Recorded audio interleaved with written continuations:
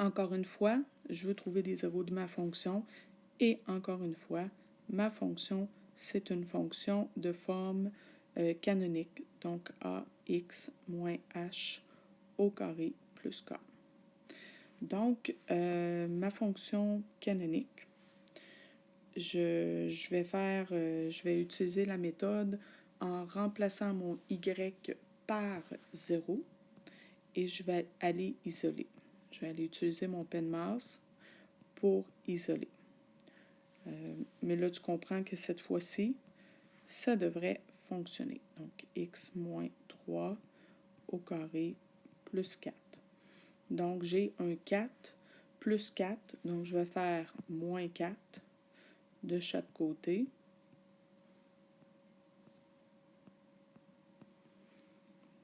Alors, ça me donne moins 4 est égal à moins 7 x moins 3 au carré. Je vais diviser par moins 7 parce que mon 7 ici multiplie. Donc, je vais diviser de chaque côté par moins 7. Et moins 4 divisé par moins 7, ça me donne 4 septièmes. Je laisse ma fraction, là. OK? On travaille, on est en maths forte, il faut garder nos fractions. Donc, on laisse ça comme ça, on n'arrondit pas, ça ne nous donnera pas un beau chiffre. 4 septièmes, puis de l'autre côté, il me reste x moins 3 au carré. Et là, je veux me débarrasser de mon carré. Donc, je dois faire une racine carrée de chaque côté. Et là, ça ne sera pas plus beau si je fais ma racine carrée. Donc, je la laisse comme ça. Ah oui, puis j'avais oublié de dire, quand je fais une racine carrée, on l'a déjà fait antérieurement, ça me donne toujours plus ou moins. OK? Donc, on l'avait déjà expliqué, là. Ça donne toujours plus ou moins. Donc, on n'oublie pas de mettre notre plus et notre moins. Donc, ici, de ce côté-ci, la racine carrée puis le 2 vont s'annuler. Donc, il va me rester plus ou moins racine carrée de 4 septièmes, et je laisse ça comme ça, est égal à x moins 3. Donc là, je vais pouvoir aller faire mon plus 3 de chaque côté. Et là, je vais avoir mes deux zéros. T'sais, ici, là, ça va s'annuler, il va me rester mon x. On dit x, là, mais c'est comme, dans le fond, il y en a deux de cachés. Pourquoi qu'il y a deux zéros de cachés? Est-ce que tu comprends? Parce que à cause du plus ou moins ici, là, c'est pour ça que j'ai deux zéros de cachés. Donc, quand je viens réécrire, là, je vais l'écrire juste à l'endroit là, pour qu'on voit bien. Là, x est égal à 3 plus, je pourrais le faire de même, attends un peu, plus et moins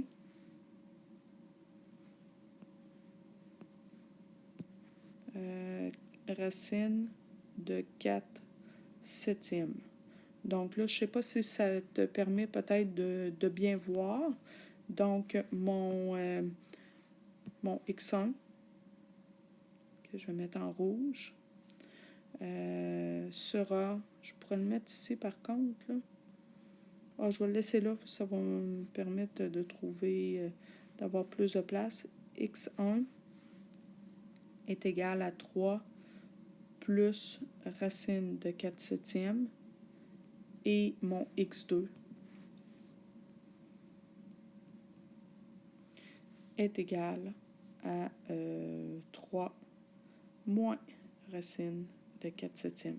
Donc, voici mes deux zéros de fonction. Donc, mon zéro, mon premier et mon deuxième zéro de fonction. Si on se fait un graphique, là, juste vite, là, parce qu'on commence à se le mettre en tête, mon A est négatif parce que j'ai moins 7 ici. Mon H vaut 3 Puis, mon K vaut 4, donc 3, 4. C'est-à-dire 3, 4, je me retrouve environ là. Donc, 3, 4, mon sommet tourné vers le bas. Alors, effectivement, j'ai 2 zéros de fonction. Là, mes zéros sont peut-être pas au bon endroit. J'ai peut-être une valeur là, qui est négative. Peut-être pas, il faudrait que je refasse le calcul. Là. Je suis pas certaine. Mais ce qui est important, c'est pas la précision, mais de savoir ça donne-tu un ou deux zéros de fonction. Donc, ça touche-tu à une place ou à deux places sur mon axe des X. Donc, ça permet d'avoir ça. Donc, ça, c'était la première façon d'y arriver. Comment j'aurais pu faire autrement? Donc, comment j'aurais pu faire autrement? J'aurais pu utiliser ma formule. Donc, ma formule, elle me dit, si tu veux calculer, ce que tu peux faire, c'est en premier, calculer est-ce qu'il existe vraiment, quand tu ne le sais pas, est-ce que mon moins K sur A est plus grand, plus petit ou égal à 0 pour savoir si tu as combien de zéros, puis si tu dois continuer ton calcul ou si tu le fais pour rien. Donc, si tu fais ça, ton K, il vaut 4, donc moins 4 sur A qui vaut moins 7. Donc ici, ça me donne, un petit peu, ça me donne 4 septièmes. Donc mon 4 septièmes est plus grand que 0, ce qui me permet de confirmer que j'aurai 2 zéros. Donc là, je suis certaine que j'ai 2 zéros de fonction. Donc, ça, quand je sais ça, là, je peux y aller avec mes deux formules. Ben, mon premier x1, je peux le trouver en faisant h moins racine de k moins k sur a. Donc, mon h, il vaut 3.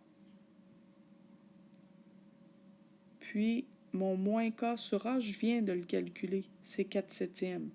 Donc, racine de 4 septièmes. Donc, A, ici, 3 moins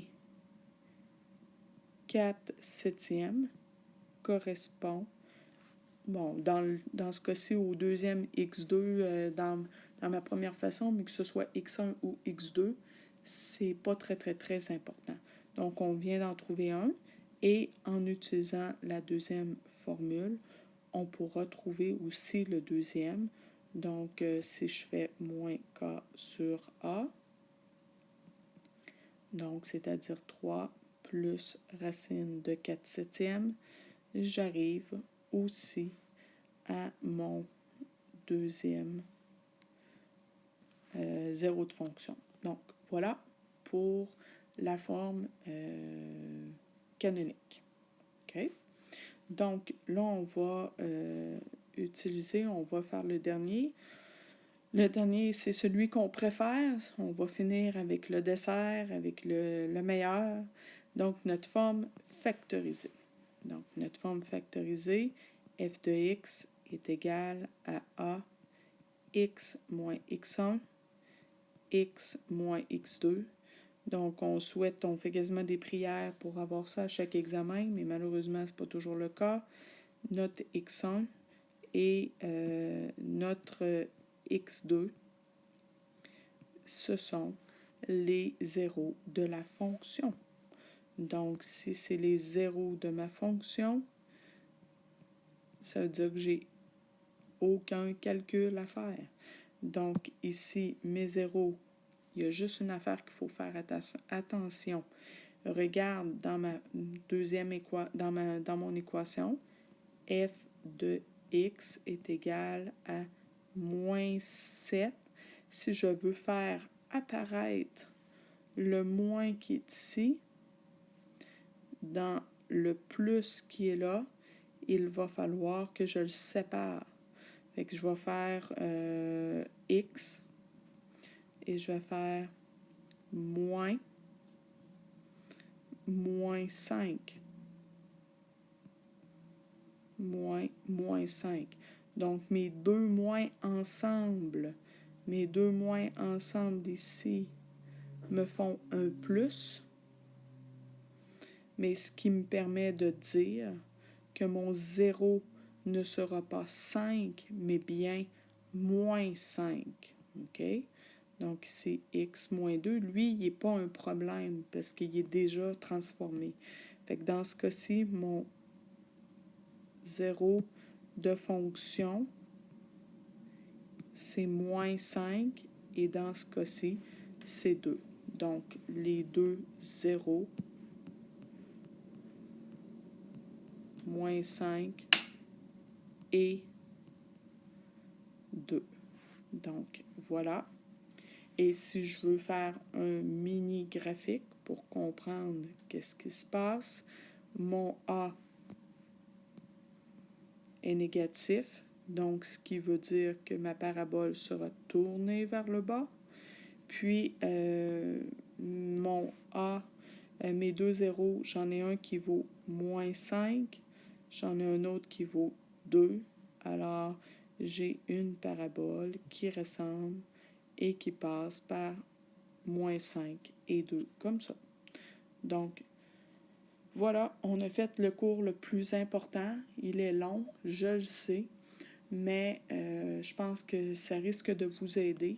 Puis, ben, gênez-vous pas pour vous le réécouter s'il y a des bouts que vous avez plus ou moins saisis et de poser des questions par le fait même, parce que ça pourrait être important d'amener des précisions.